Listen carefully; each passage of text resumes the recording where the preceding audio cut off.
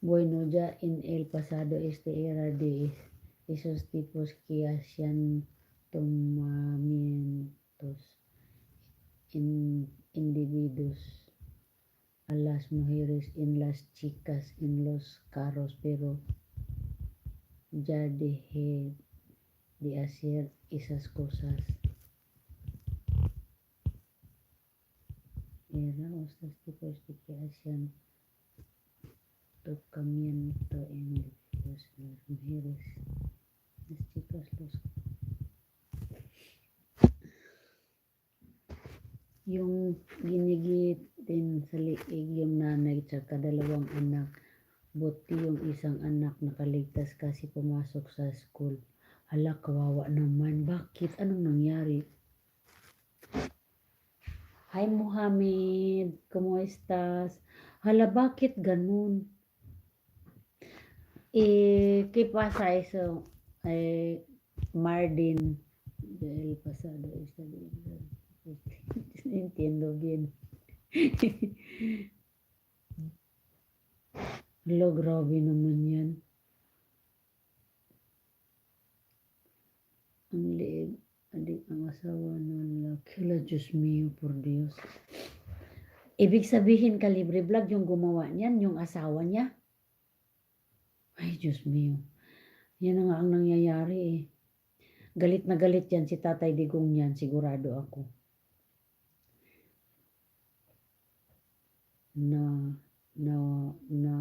Wala.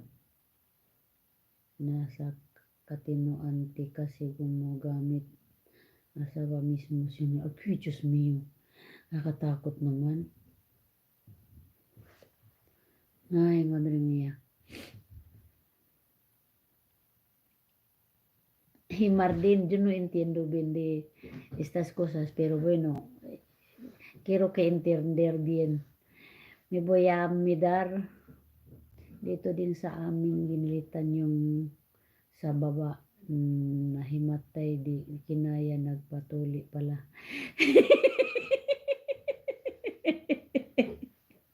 Aray ko,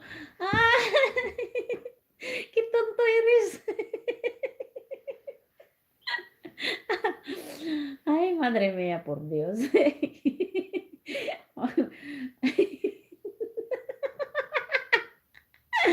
Ibang ulo naman yan si Kalibre.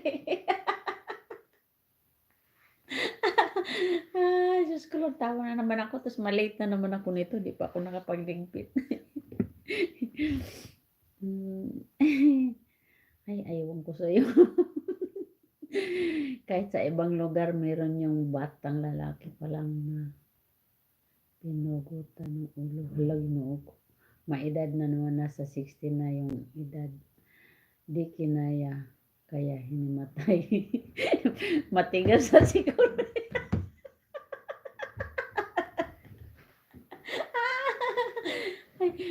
Matigas na siguro yun, masyado, Kalibre Vlog. Makunat na. Aray ko, iwan ko sa'yo.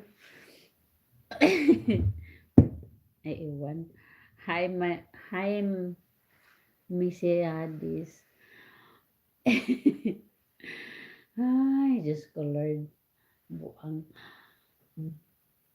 Muing langga. Muing yun kaayo langga. Ay, 10 eyes in the house. Ay, iwan ko sa'yo, Kalibre Vlog. Magligpit na lang ako. Grabe, makatawa langga.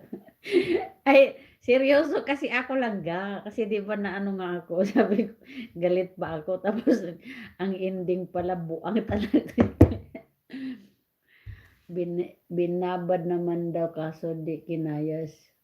Sundan na kami.